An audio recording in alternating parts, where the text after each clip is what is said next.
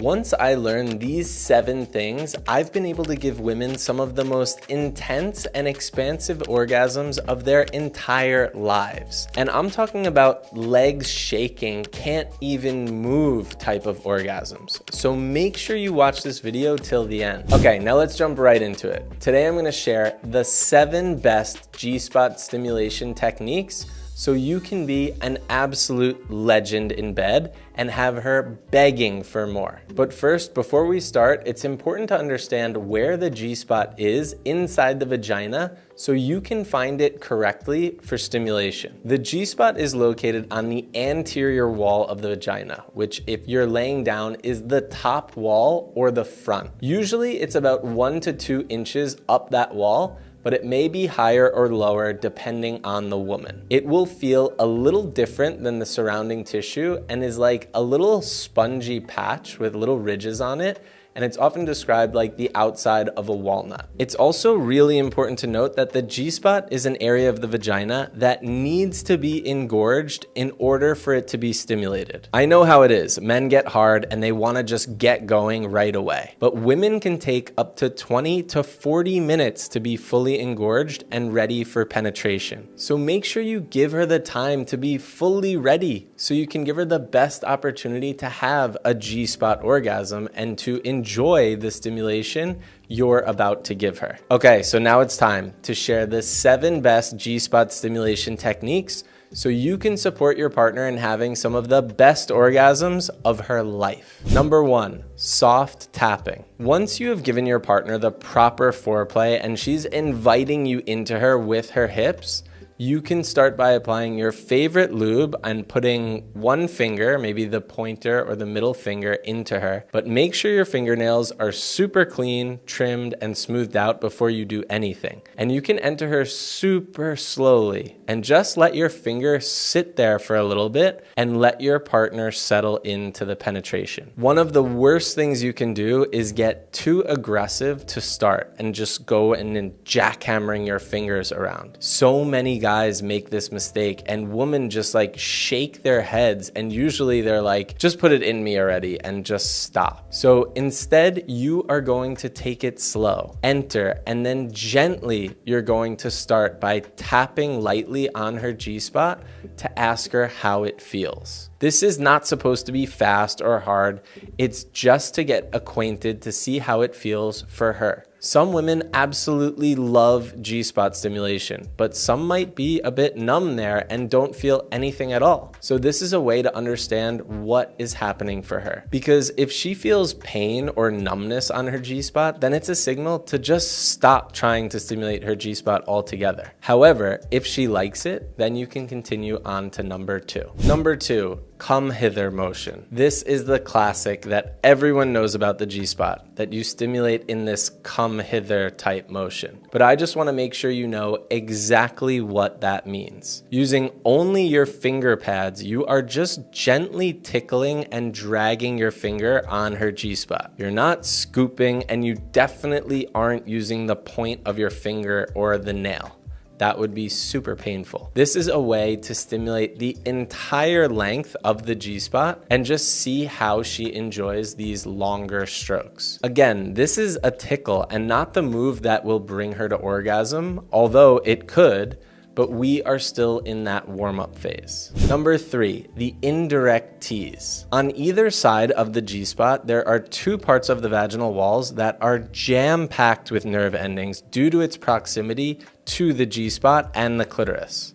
So if the G-spot is located at the top of the clock at 12 o'clock, these spots are 11 and 1. Start with them one at a time and explore with your finger pad and tease. This way you're not so laser focused on the G-spot and the arousal can move around her vagina a little bit. Maybe you will find that she really likes one of these spots. One is a place that a lot of women love, and this can help increase her arousal and take her closer to orgasm. Of course, you always have to be asking her how it feels and asking if she'd like it harder, softer, faster, or slower. Let her guide you towards her orgasm. Number 4. Anchoring in. This is one of the most important G-spot stimulation techniques and is one of the most effective ways that I have found to help support women in deep G-spot orgasms. At this point, it may be possible for your partner to want 2 fingers. So make sure you ask, would you like me to add another finger? Do you want 2 fingers? This would be the pointer and middle finger together. And instead of doing the come hither motion where you tickle across the whole G-spot, you're gonna pick one area in the middle of her G-spot and anchor your fingers on that spot and use more pressure and essentially pull the orgasm out of her. You will want to use a consistent rhythmic pressure and ask her exactly what she wants, and then hold that exact pressure. It's so common that when she gets close, you will try to speed up or use more pressure. Don't do this. It can really ruin the moment. And remember, it's not about you making her orgasm. It's about supporting her in having one. So listen and keep her favorite rhythm and pressure steady. Trust me, guys, she will thank you for this after the fact. And this anchoring creates more pressure on the G-spot, and it often results in an amazing orgasm. Number 5, side to side. The side to side is another variation where you take 2 fingers and instead of going up and down from like north to south, you're gonna go from side to side or east to west. You can experiment with going across the whole surface area of the G-spot, similar to what we did with the come hither motion,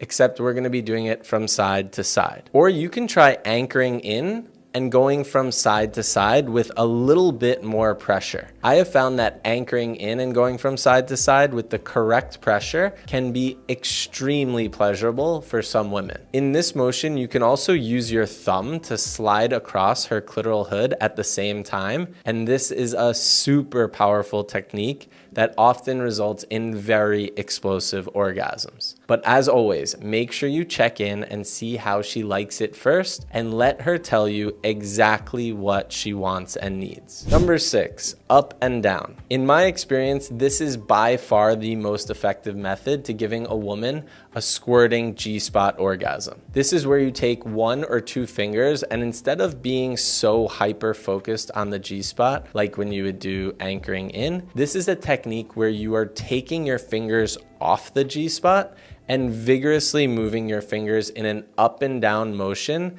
covering a lot more area, going down to the bottom of the vaginal walls and then back up to the top of the G-spot with each and every motion. By doing this, you're hitting the G-spot in a different way, and oftentimes this is when you'll start to hear that squishy sound, like she's starting to kind of fill up with water. And if you follow the strokes that are making that squishy sound and stay in that spot, it is possible she can have a squirting orgasm. But before you do this technique, make sure this is something that you want to experience, that your partner wants, and that you're prepared for it with a towel on the bed, as it can get really messy. And finally, number 7, by far the most effective technique in supporting a woman in a G-spot orgasm. Number 7, the double blended orgasm. Using her favorite G-spot stimulation technique from before, with her preferred rhythm and pressure, do this while at the same time licking her clitoris. Everything gets amplified. The clitoris amplifies the G-spot and vice versa, and they just mix into one intense, expansive orgasm that can send her to the moon and back and have her legs shaking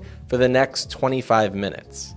Trust me, guys, this is one you have to try. Now, when it comes to G-spot orgasms or squirting orgasms, it's really important to note that it could be the most pleasurable moment of her life, and it could also bring up a lot of emotions. It's possible that she could cry or scream, or it could bring up grief or shame. So make sure you are prepared to hold space for all that she can express in these moments after orgasm. Be there for her if she needs you to hold her and let her cry. Let her know that it is safe to express her feelings and emotions and that it is all welcome. This shows her that you are a rock and can handle it, and hold her in a process. To me, this is what it means to be a true masculine man, to be able to make her feel safe and hold her in her deepest vulnerability. Now, if you're a man wanting to last longer in bed and become the best she's ever had, click the link below in the description for my free training and book a call directly with me. And if not, make sure you watch this video here on how to thrust during sex so you can give her some of the best sex of her life